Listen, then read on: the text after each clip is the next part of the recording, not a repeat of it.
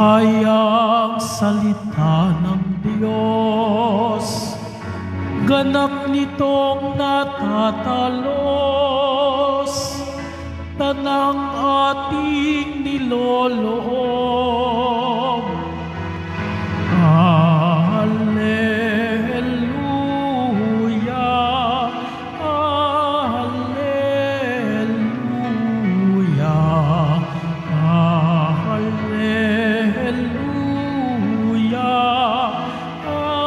alleluia.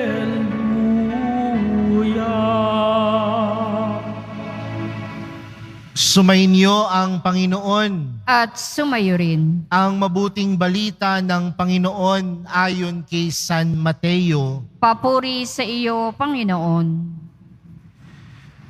Noong panahong iyon, sinabi ni Jesus sa kanyang mga alagad ang talinghagang ito. Ang paghahari ng Diyos ay katulad nito. Lumabas ng umagang-umaga ang may-ari ng ubasan upang humanap ng mga manggagawa. Nang magkasundo na sila sa upa ng 1 denaryo maghapon, sila'y pinapunta niya sa kanyang ubasan. Lumabas siyang muli ng mag-iikasyam ng umaga at nakakita siya ng iba pang tatayo-tayo lamang sa liwasang bayan. Sinabi niya sa kanila, "Pumaroon din kayo at magtrabaho sa aking ubasan at bibigyan ko kayo ng karampatang upa." At pumaroon nga sila. Lumabas na naman siya ng mag-iikalabindalawa ng tanghali at ng mag-iikatlo ng hapon at gayon din ang ginawa niya. Nang mag-iikalima ng hapon, siya'y lumabas uli at nakakita pa ng iba pang wala ring ginagawa.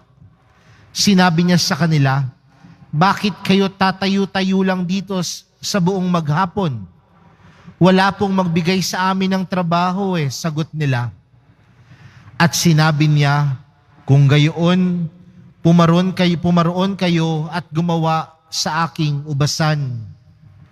Pagtatakip silim, sinabi ng may-ari ng ubasan sa kanyang katiwala, "Tawagin mo na ang mga manggagawa at sila'y upahan, magmula sa huli hanggang sa unang nagtrabaho." Ang mga nagsimula ng mag-ikalima ng hapon ay tumanggap ng tig-1 denaryo. At nang lumapit ang mga nauna, inakala nilang tatanggap sila ng higit doon. Ngunit ang bawat isa ay tumanggap din ng 1 denaryo. Pagkatanggap nito, nagreklamo sila sa may-ari ng ubasan. Sabi nila, "1 oras lang pong gumawa ang mga huling dumating. Samantalang maghapon kaming nagpagal at nagtiis ng nakakapasong init ng araw. Bakit naman po ninyo pinagpare-pareho ang upa sa amin?" At sinabi niya sa kanila, "Kaibigan, hindi kita dinaya. Hindi pat nagkasundo tayo sa 1 denaryo. Kunin mo ang ganang iyon at umalis ka na. Maano kung ibig kong upahan ang nahuli ng katulad ng upa ko sa iyo? Wala ba akong karapatang gawin ng aking maibigan sa ari-arian ko? O naiinggit ka lang sa aking kabutihang loob? Kaya't ang nahuhuli ay mauuna at ang nauuna ay mahuhuli." Mga kapatid, ang mabuting balita ng Panginoon. Pinupuri ka namin, Panginoong Hesu Kristo. Magsiupo ang lahat. Magandang hapon po sa inyong lahat. Kung meron man pong isang bagay na pinapaalala sa atin ng ating Ebanghelyong napakinggan para sa araw na ito, sinasabi sa atin kung gaano ang Diyos ay tunay na mapagbigay. Kung paano ang Diyos bilang isang Diyos na mabuti, ang Diyos na laging nagbibigay ng kanyang buong sarili para sa atin. Bakit ko sinasabi na ang Diyos ay mabuti? Sa atin pong Ebanghelyong napakinggan, hindi mahalaga sa Diyos kung paano tayo namuhay. Bagkus, binibigyang pansin ng Panginoon na sa kahit sa dulo ng ating buhay, sa ating pagbabalik loob sa Kanya, tayo ay Kanyang tatanggapin pa din ng buong buo. Tayo pa rin ay Kanyang bibiyayaan. Tayo pa rin ay Kanyang pagpapalain. Sa madaling salita, mga kapatid, kung ang buhay natin ay kaaya-aya sa Diyos, ibig sabihin, nandoon yung pagpapala. Pero may mga pagkakataon sa buhay natin na nagkakasala tayo. Tinatalikuran natin ang Diyos. Ngunit sa dulo ng buhay na ito, kung tayo ay magbabalik loob sa Kanya, tayo ay maghahanap buhay para sa Diyos, nandoon pa din ang kabutihan ng Diyos. Sa madaling salita, mga kapatid, hindi tinitingnan ng Diyos kung ano ang pagkilos natin. Bagkus mas binibigyang pansin ng Ebanghelyo sa atin sa araw na ito, na meron tayong Diyos na mapagbigay sa kabila ng ating mga kahinaan at kakulangan. Ang mahal na pong Jesus Nazareno, laging mapagbigay, laging nagbibigay, laging nagpapala. Pero mga kapatid, meron pong pangalawang bagay na itinuturo ang ating Ebanghelyong napakinggan para sa atin sa araw na ito. At ano po yun? Na makita ang pagpapala ng iba bilang tunay na pagpapala mula sa Diyos. Makita ang pagpapala sa iba bilang tunay na pagpapala mula sa Diyos. Bakit? Maraming pagkakataon, mga kapatid, na hindi tayo nagiging masaya sa pagpapala ng iba. Bakit? Dahil namumutawi yung inggit.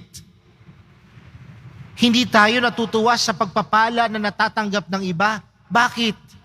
Dahil sa tingin natin, hindi sila karapat-dapat doon sa pagpapala na tinatanggap nila. Di ba sa ating Ebanghelyo, sa talinghagang kinuwento ng Panginoon, may mga naghanap buhay ng umaga, may mga naghanap buhay ng alas 9 ng umaga, alas 12 ng tanghali, alas 3 ng hapon, at alas 5 ng hapon.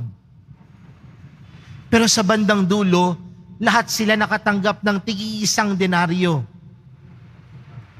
Kaya anong sabi ng mga naghanap buhay ng umaga? Bakit ganon? Di ba minsan sa buhay natin, ganyan din naman? Sinasabi natin sa mahal na pong Jesus Nazareno, nagdadasal naman ako. Bakit ako patuloy na naghihirap? Yan, makasalanan yan eh. Bakit siya yumayaman? Sa madaling salita,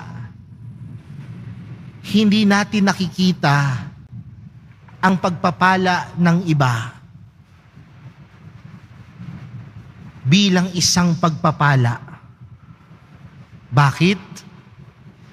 Dahil minsan sa buhay natin, mas hinahanap natin yung mga wala sa buhay natin.